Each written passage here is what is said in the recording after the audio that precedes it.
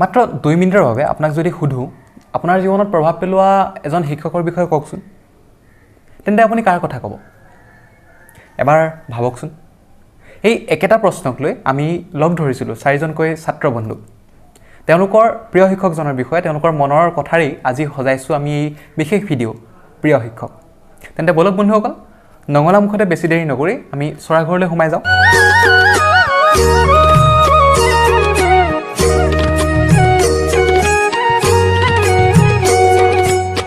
নমস্কাৰ বন্ধুসকল মই হোমেনে আপোনালোক সকলোকে স্বাগতম জনাইছোঁ আমাৰ চেনেল কিতাপ দা আছামিজ বুক টিউবাৰলৈ ভিন্ন স্বাদৰ গ্ৰন্থসমূহৰ লগতে অন্যান্য ইতিবাচক দিশৰ অনুসন্ধান কৰা এই চেনেলটোৰ ভিডিঅ'সমূহ পাই থাকিবৰ বাবে আপোনালোকে নিশ্চয়কৈ ইয়াক ছাবস্ক্ৰাইব কৰি ল'ব আমি সদায় কিতাপ গীত মাত ছবি আদিৰ কথা পাতোঁ কিন্তু যিসকলৰ বাবে আমি এই কথাবোৰ পাতিব পৰা হ'লোঁ যিসকলে শিকাই বুজাই আমাক উপযুক্ত কৰি তুলিলে তেওঁলোকৰ কথানো আমি কেনেকৈ পাহৰোঁ কেৱল কিতাপৰ কথাই নে তেওঁলোকেতো আমাক শিকায় নৈতিকতা নিৰপেক্ষতা আৰু সাহসিকতাৰ পাঠ আহকচোন নিজৰ প্ৰিয় শিক্ষকজনৰ বিষয়ে ইনিতা ফুকনেনো কি কয় আমি শুনো মোৰ জীৱনত আটাইতকৈ গভীৰ প্ৰভাৱ পেলাই থকা শিক্ষকজন হ'ল মোৰ দেউতা শ্ৰীযুত দেৱকান্ত ফুকন তেওঁ মোৰ দেউতা হোৱাৰ উপৰিও আনুষ্ঠানিক শিক্ষাৰ শিক্ষাগুৰু এম ই স্কুলত থকা সময়ছোৱাত তেওঁ মোৰ শিক্ষাগুৰু আছিলে তেওঁ বহুবিলাক কথাই মোৰ জীৱনত আজিও প্ৰভাৱ পেলাই আছে তাৰে কিছুমান কথা হ'ল এনেকুৱা ধৰণৰ তেওঁ সৎ সাহসী আৰু তেওঁ মানে সাহসেৰে কথাখিনি ক'ব পাৰিছিলে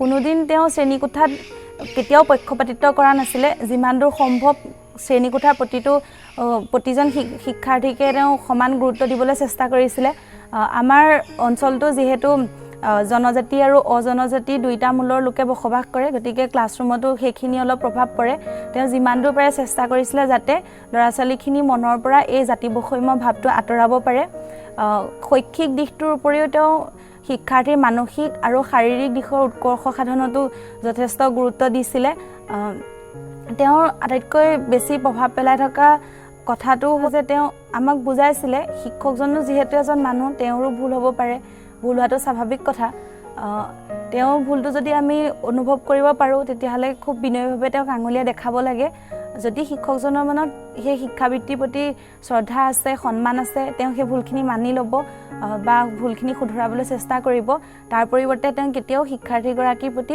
ব্যক্তিগতভাৱে আক্ৰোশমূলক কোনো ধৰণৰ ব্যৱস্থা নলয় বৰ্তমানেও আমি মহাবিদ্যালয় পৰ্যায়লৈকে এনেকুৱা বহুবিলাক ঘটনাৰ সন্মুখীন হৈছোঁ কেতিয়াবা শিক্ষকজনৰ কোনোবা এটা ভুল যদিও দেখাই দিবলৈ যাওঁ ব্যক্তিগত আক্ৰোশৰ বলি হ'ব লগা হয় আশা কৰোঁ এইটো এনেকুৱা যাতে কেতিয়াও নহয় তাৰোপৰি দেউতাই সদায় শিক্ষক আৰু শিক্ষাৰ্থীৰ মাজৰ সম্পৰ্কটোৰ প্ৰতি সদায় সচেতন আছিলে সেই সম্পৰ্কটো যাতে বহুত বেছিও নহয় যাতে বেয়াও নহয় এটা যাতে ভাৰসাম্য ৰক্ষা কৰি চলে সেই কথাটোৰ ওপৰত তেওঁ গুৰুত্ব দিছে সততে বহুতে অৱহেলা কৰা কলা শাখা বিষয়বোৰৰ ওপৰত তেওঁ গভীৰ শ্ৰদ্ধা আছিলে সেই তেতিয়াই তেওঁ আমাক ইতিহাস ৰাজনীতি ভূগোল অৰ্থনীতি এই বিষয়সমূহৰ প্ৰতি আকৰ্ষিত কৰিছিলে তাৰে প্ৰভাৱত বৰ্তমানেও ইতিহাস বিষয়টো মেজৰ হিচাপে লৈ মই অধ্যয়ন কৰি আছোঁ পৰ্যায়লৈকে বিভিন্ন ধৰণৰ শিক্ষাগুৰু লগ পালোঁ যদিও সকলোৰে ঊৰ্ধত যেন দেউতা এজন আদৰ্শ শিক্ষক হিচাপে মোৰ জীৱনত বিভিন্ন ধৰণৰ কথাবিলাকত প্ৰভাৱ পেলাই আছে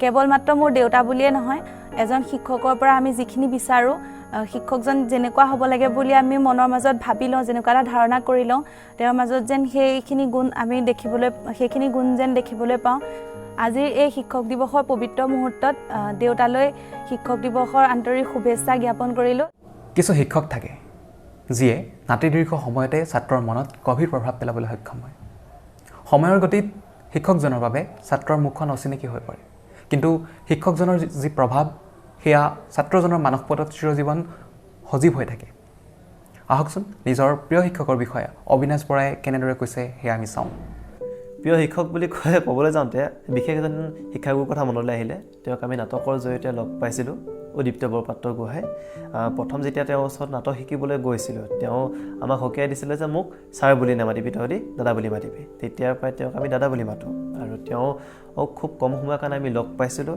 আৰু সেই কম সময়ত লগ পোৱাৰ সময়ৰ পাছতো সেই সময়খিনিতে আমি আমাৰ বিশেষকৈ মোৰ ক্ষেত্ৰত নাটকৰ প্ৰতি থকা যিটো ধাৰণা সম্পূৰ্ণৰূপে সলনি হৈ গৈছিলে প্ৰথম আমি যিদিনাখন নাটক শিকিবলৈ গৈছিলোঁ সেইদিনাখন আমাক চবকে সুধিছিলে যে নাটক মানে কি আমি নিজৰ মতে নিজৰ সংজ্ঞা দিছিলোঁ কিন্তু তেওঁ তেতিয়া খুব কম সময়ৰ ভিতৰতে ক'লে যে নাটক মানে হৈছে এটা দাপোন অৰ্থাৎ এখন সমাজক যেতিয়া সমাজৰ সন্মুখত যেতিয়া এখন দাপোন ৰাখি দিয়া হয়, আইনা ৰাখি দিয়া হয়, সেই আইনাখনকে নাটক বুলি কোৱা হয় বা অভিনয় বুলি কোৱা হয়। আৰু সেই যিটো সংজ্ঞা দিলে, কম সময়তে যিটো সংজ্ঞা দিলে, সেই সংজ্ঞাটোৰ ক্ষেত্ৰতে যথেষ্টখিনি আমাক বুজাবলৈ বিচাৰিলে। সেই কম সময়তে কম শব্দকেইটাতে আমাক বহুতখিনি কথা বুজাবলৈ বিচাৰিলে, যিটো আমি বুজি পালোঁ। আৰু সেই তেতিয়াৰ পৰাই আমাৰ নাটকৰ প্ৰতি থকা যিটো ধাৰণা, নাটকৰ প্ৰতি থকা যিটো কনচেপ্ট সম্পূৰ্ণৰূপে সলনি হৈ গৈছিলে।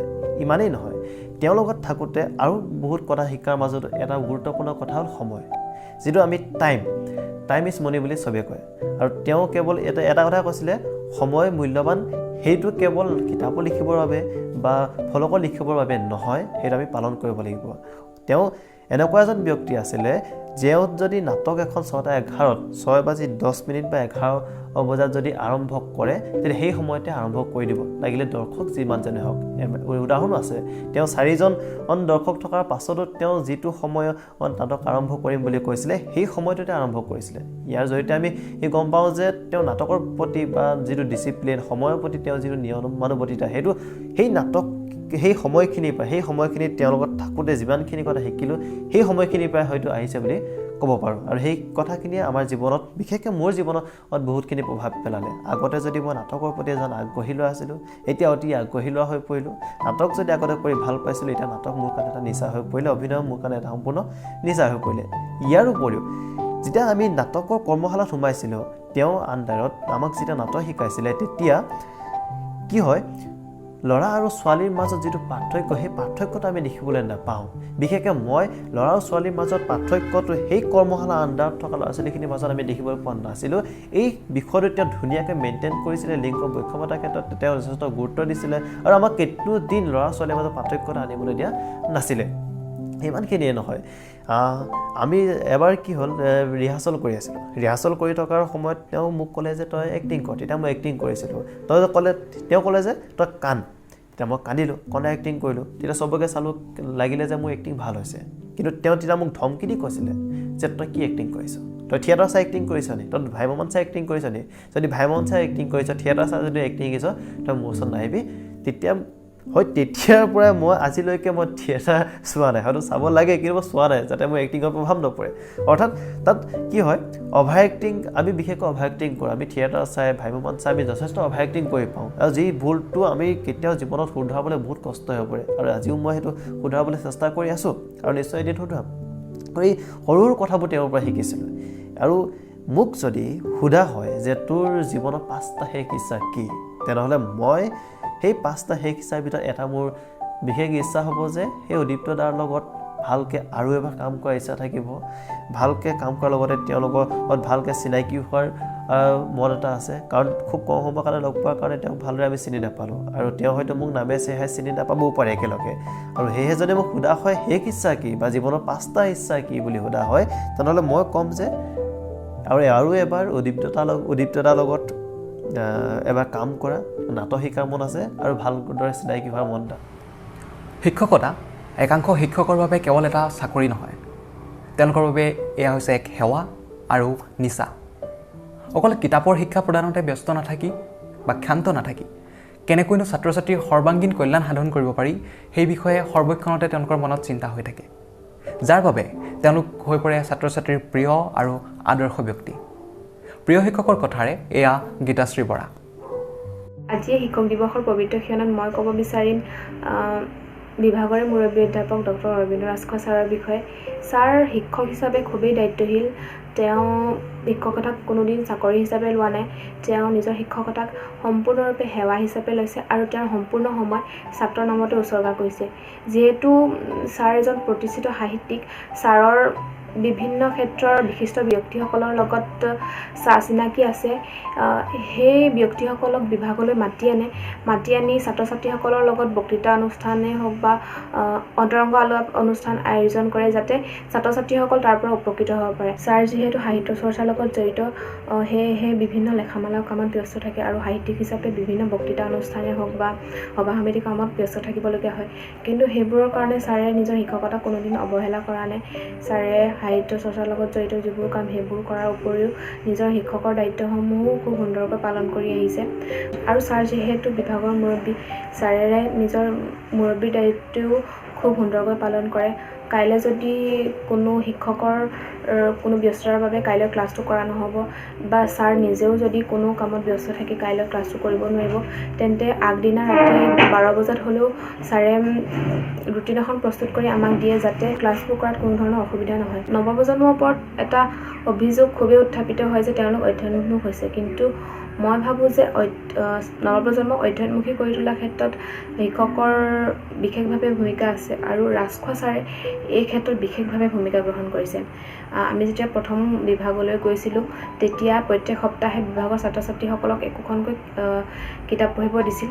প্ৰত্যেক সপ্তাহে একোখনকৈ কিতাপ পঢ়িব দিছিল, উপন্যাসেই হওক বা চিন্তামূলক প্ৰবন্ধপুথিয়েই হওক। আগতে এইটো অভ্যাস নাছিল প্ৰত্যেক সপ্তাহে একোখনকৈ কিতাপ পঢ়াৰ। আগতে লাইব্ৰেৰীৰ পৰা কিতাপ নি পঢ়া হয়, কিন্তু প্ৰত্যেক সপ্তাহে একোখনকৈ কিতাপ পঢ়াৰ সেই অভ্যাসটো নাছিল। কিন্তু যিহেতু বিভাগলৈ যোৱাৰ পিছত এইটো এটা বাধ্যতামূলক আছিল, সেইবাবে আমি কৰিব লগা হৈছিল, আমি কৰিছিলোঁ। কিন্তু পাছলৈ এইটো আমাৰ অভ্যাসৰূপে গঢ় লৈছিল। আৰু কিতাপ নিৰ্বাচনৰ ক্ষেত্ৰত অভিজ্ঞতা আমাৰ খুব ভাল নাছিল, কিন্তু এই ক্ষেত্ৰত বিভাগৰ শিক্ষাগুৰুসকলে বিশেষভাৱে পথ প্ৰদৰ্শন কৰিলে আৰু এনেদৰেই আমি বহুতো ভাল কিতাপ পঢ়াৰ সুবিধা লাভ কৰিলোঁ। আৰু কিতাপবোৰ যে পঢ়িবলৈ দিয়ে, সেই কিতাপবোৰ পঢ়ি আমি কি শিকিলোঁ, তাৰ পৰা কি নতুন কথা উদ্ভাৱন কৰিলোঁ, সেই বিষয়ে আমাক ক্লাছত ক'বলৈ দিয়ে বা কিতাপখনৰ সাৰাংশ হ'লেও আমাক ক'বলৈ দিয়ে, কিতাপখনে আমাৰ ওপৰত কিবা প্ৰভাৱ পেলাইছে নেকি সেই সন্দৰ্ভত আমাক ক'বলৈ দিয়ে। এনেদৰে ছাত্ৰ ছাত্ৰীসকলৰ বৌদ্ধিক উৎকৰ্ষ সাধনৰ বাবে ছাৰে বিভিন্ন ধৰণৰ কাৰ্যপন্থা হাতত লৈ আহিছে। শেষত এটা কথা ক'ব বিচাৰিম যে যি ভাল শিক্ষক, এজন আদৰ্শ শিক্ষকৰ যি ধাৰণা, সেই আদৰ্শ শিক্ষক এজন হোৱাৰ বাবে যিবোৰ গুণৰ অধিকাৰী হোৱা উচিত, সেই বহুবোৰ গুণ মই ছাৰৰ ক্ষেত্ৰত দেখা পাওঁ। আৰু সেয়েহে প্ৰাথমিক পৰ্যায়ৰ পৰা বৰ্তমান স্নাতক শ্ৰেণীলৈকে বিগত প্ৰায় 14 বছৰেৰে বহুতো শিক্ষকৰ সান্নিধ্য লাভ কৰিছোঁ আৰু তাৰ ভিতৰত ৰাজখোৱা ছাৰ এজন মোৰ অন্যতম প্ৰিয় শিক্ষক। জীৱনৰ বহু দুমোজাৰ সময়ত শিক্ষকগৰাকী হৈ পৰে ছাত্ৰৰ বাবে গাইড তথা মটিভেটৰ। শিক্ষকে দেখুৱাই দিয়া বাটেৰেই বাট বুলি ছাত্ৰই পাৰ হৈ যায় বয়সন্ধিৰ দুমোজা। আৰু সেইবাবেই শিক্ষকজনৰ সকলোবোৰ কাম, সকলোবোৰ চিন্তা ছাত্ৰৰ বাবে অনুকৰণীয় হৈ পৰে। নিজৰ প্ৰিয় শিক্ষকজনৰ বিষয়ে এয়া কৈছে ৰবীন শৰ্মাই। মোৰ বিদ্যালয় জীৱনতো মোৰ এগৰাকী প্ৰিয় বাইদেউ আছিলে। বাইদেৱে আমাক বিজ্ঞান পঢ়াইছিলে আৰু তেওঁৰ নাম নলিনী বাইদেউ আছিলে। বাইদেৱে আমাক বহুখিনি কথা বুজাইছিলে আৰু সেইটো সময়ত আমি যিটো সময়ত ডাঙৰ হৈ আহিছিলোঁ, সেইটো সময়ত আমি তেওঁক একেবাৰে কম সময়ৰ বাবে লগ পাইছিলোঁ, 9-10 বয়সত লগ পাইছিলোঁ। সেইটো সময়ত আমি ফটা পেণ্ট পিন্ধা বা চুলি কাটিং সেইবোৰৰ ওপৰত আমি আধুনিকতাটো ভাবি লৈছিলোঁ যে এইটোৱে আধুনিকতা আৰু আমি এইটো দিশে আগুৱাই গ'লে আমি আধুনিকতাক পাই যাম। কিন্তু আচলতে আধুনিকতা বুলি কোৱা সেই বস্তুটো যে এনেকুৱা নহয়, সাধাৰণ নহয়, সেই কথা বাইদেৱে আমাক বুজাবলৈ চেষ্টা কৰিছিল। আৰু ঠিক তেনেদৰে তেওঁ যিদৰে আমাৰ ভাল কামবোৰ প্ৰশংসা কৰিছিল, ঠিক সেইদৰে বেয়া কামৰ সমালোচনা কৰিছিল। এনেকুৱা নহয় যে অকল ভাল কামক তেওঁ আমাৰ প্ৰশংসা কৰি পিনি এৰি দিছিল বা বেয়া কামখিনি এৰি দিছিল। আচলতে আমাৰ যিটো ভাল গুণ আছিলে, ভাল গুণটো ওলোৱাই আনিবলৈ তেওঁ বেয়া গুণবোৰক আমাৰ পৰা, বেয়া গুণটো শেষ হৈ নাযায়, কিন্তু বেয়া গুণবোৰ আঁতৰাবলৈ চেষ্টা কৰিছিল যিমান পাৰে। আৰু এনেকুৱা হয়, আমি যেতিয়া 9-10ত পাইছিলোঁ তেতিয়া আমাৰ মানসিক সমস্যাবোৰো ভৰি পৰিছিল। এটা ভাল ৰিজাল্ট কৰিব লাগিব, তাৰ পৰা আৰু প্ৰেম, ভাল পোৱাই বহুত ধৰণৰ কথা জড়িত হৈ থাকে। সেই বিষয়বস্তুটো আমি বাইদেউহঁতে মুকলিমূৰীয়াকৈ পাতিব পাৰিছিলোঁ। আৰু বাইদেউহঁতে যেতিয়া আমি কথা পাতোঁ, বন্ধু বান্ধৱীৰ লগত যেনেদৰে কথা পাতোঁ তেনেদৰে কথা পাতোঁ, কিন্তু বাইদেউৰ পৰা এটা নতুন সূত্ৰ, মানে নতুন এটা সমাধান পাইছিলোঁ, যিটো আমাৰ বন্ধু বান্ধৱীয়ে দিব নোৱাৰে। বাইদেউহঁতে আমাক কৈছিল যে তোমালোকে ইমান বছৰ পাৰ কৰিলা, এখন প্ৰাইভেট স্কুলত পঢ়িলা, ঘৰৰ পৰা ইমান কষ্টৰে পঢ়াই, গতিকে ৰিজাল্টটো বেয়া কৰিলে তোমালোকৰ আটাইতকৈ বেয়া হ'ব। কিন্তু বাইদেৱে এইটো কথাও ক'ব বিচৰা নাছিল যে অকল কিতাপৰ শিক্ষাই জীৱনৰ শিক্ষা। কিতাপৰ শিক্ষাই যে জীৱনৰ শিক্ষা নহয়, জীৱনটো শিকিবলৈ হ'লে আমি কিতাপৰ উপৰিও বহুখিনি আমি ল'ব লাগিব, বহুখিনি অভিজ্ঞতা ল'ব লাগিব, সেই কথাও তেওঁ বুজাইছিল। আৰু তেওঁ এনেদৰে বুজাইছিল যে আমি কিতাপখন পঢ়ি লৈ, কিতাপখন অকল আমি পৰীক্ষাৰ বাবে পঢ়িব নহ'ব, এখন জ্ঞানৰ বাবে পঢ়িব লাগিব। আৰু কিতাপখন পঢ়ি তুমি পৃথিৱীৰ যিমান কাম আছে বা পৃথিৱীৰ যিমান বস্তু আছে সকলোকে নতুন ৰূপে চোৱা, নতুন ৰূপে চাই পিনি নতুন এটা আৱিষ্কাৰ কৰা, আৰু তেহে তুমি সফল হ'ব পাৰিবা, সমাজত সফল হ'ব পাৰিবা। আৰু বাইদেৱে এনেকুৱা কৰিছিল যে আমাৰ সমূহীয়া যিবোৰ কাম কাজ, আমাৰ এনেকুৱা হয় 9-10 পোৱাৰ লগে লগে আমি সমূহীয়া কাম কাজবোৰৰ পৰা আঁতৰি যাওঁ। আমাৰ এই নামঘৰ যোৱা বা নামঘৰ পৰম্পৰা, সভ্যতা, সংস্কৃতি এইবোৰ সম্পূৰ্ণৰূপে আঁতৰি যাওঁ। কিন্তু বাইদেউ যদিও বিজ্ঞানৰ শিক্ষয়িত্ৰী আছিল, কিন্তু আমাৰ বিজ্ঞান মনস্কতাৰ যিটো মনোভাৱ আছিলে সেই মনোভাৱটো লগত ৰাখি আমি অন্ধবিশ্বাসৰ পৰা আঁতৰি আহিছিলোঁ কিন্তু আমি পৰম্পৰা আমাৰ যিবোৰ অসমীয়া পৰম্পৰা সেই পৰম্পৰাৰ পৰা আঁতৰি অহা নাছিলোঁ আমি পৰম্পৰাসমূহ সদায় লৈ গৈছিলোঁ কিন্তু কিছুমান অন্ধবিশ্বাসৰ পৰা আমি আঁতৰি আহিবলৈ বিচাৰিছিলোঁ আৰু বাইদেউ বুজোৱা ধৰণে আমি সকলো বস্তু চাইছিলোঁ কিদৰে অন্ধবিশ্বাসৰ সৃষ্টি হয় আৰু অন্ধবিশ্বাসে সমাজখনক কিদৰে ক্ষতি কৰে বাইদেউ সেইখিনি কথাও বুজাইছিল আৰু সেইখিনি কথা বাইদেৱে কৈছিল যে তোমালোকে কথাখিনি শিকি পিনি তোমালোকে ঘৰৰ কাবাক ক'বাগে আমি ঠিক সেইদৰে ঘৰৰ মানুহৰ লগত সমূহীয়াভাৱে আলোচনা কৰিছিলোঁ আৰু ঠিক সেইদৰে আমি এটা নতুন বস্তু আৱিষ্কাৰো কৰিছিলোঁ আৰু নতুন দিশত আমি গৈছিলোঁ প্ৰত্যেকটো বস্তু নতুন দিশেৰে চাইছিলোঁ আৰু বাইদেউৰ লগত কটোৱা সময়খিনি সেইকাৰণে আমাৰ বিশেষ হৈ ৰৈছিল আৰু বাইদেৱে যিখিনি কথা কাম কাজ দিছিল আৰু সততাৰ যিখিনি জ্ঞান দিছিল সেইখিনি সদায় আমাৰ বাবে বিশেষ হৈ ৰৈছিল আৰু এনেকুৱা হৈছে আমি এবাৰ নেমু চুৰ কৰিছিলোঁ আৰু নেমু চুৰ কৰাৰ পিছত বাইদেৱে আমাক সমূহীয়াভাৱে আঁঠু কঢ়াইছিল কিন্তু পিছদিনাখনি সেইগৰাকী বাইদেৱে মাতি আনি আকৌ আমাক ভালকৈ বুজাইছিল তোমালোকক কালি আমি কি কাৰণে আঁঠু কাঢ়িব দিলোঁ সমূহীয়াই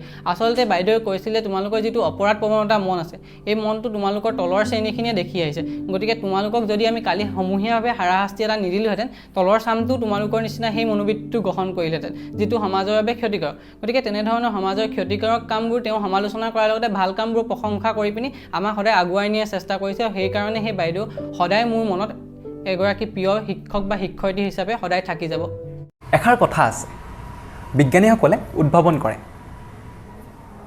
চিত্ৰশিল্পীসকলে বিখ্যাত চিত্ৰ অংকন কৰে ঔপন্যাসিকে অমৰ উপন্যাসসমূহ ৰচনা কৰে কিন্তু শিক্ষকে এই সকলোকে গঢ় দিয়ে জ্ঞানৰ আলোকেৰে আলোকিত কৰি আমাৰ জীৱন গঢ় দিয়াত শিক্ষকসকলৰ যি ভূমিকা তাক আমি স্বীকাৰ কৰিবই লাগিব জীৱনত আমি যলৈকে নাযাওঁ যিমান ডাঙৰ কামেই নকৰোঁ আমাক আগবঢ়াই দিবলৈ শিক্ষকসকলে যি ত্যাগ স্বীকাৰ কৰিছিল সেই ত্যাগৰ মূল্য আমি কোনোদিনে পৰিশোধ কৰিব নোৱাৰোঁ গতিকে আজিৰ এই পবিত্ৰ শিক্ষক দিৱসৰ দিনা শিক্ষকতাৰ দৰে বৃত্তিক সাৱটি লৈ নিজৰ জীৱন উৎসৰ্গা কৰা প্ৰত্যেকজন মহান শিক্ষাগুৰুক আমি আন্তৰিক শ্ৰদ্ধা আৰু ধন্যবাদ জ্ঞাপন কৰিছোঁ সকল আপোনালোকেও জনাবচোন আপোনালোকৰ জীৱনত প্ৰভাৱ পেলোৱা প্ৰিয় শিক্ষকজনৰ বিষয়ে আপোনালোকৰ মন্তব্যৰ বাবে আমি আন্তৰিকতাৰে বাট চাম তেন্তে বন্ধুসকল আজিৰ ভিডিঅ'টিৰ পৰা মই হোমেনে ইমানতে বিদায় মাগিছোঁ আকৌ এটা নতুন ভিডিঅ'ৰ সৈতে আপোনালোকক পুনৰ লগ পাম তেতিয়ালৈকে কুশলে থাকক কিতাপ পঢ়ি থাকক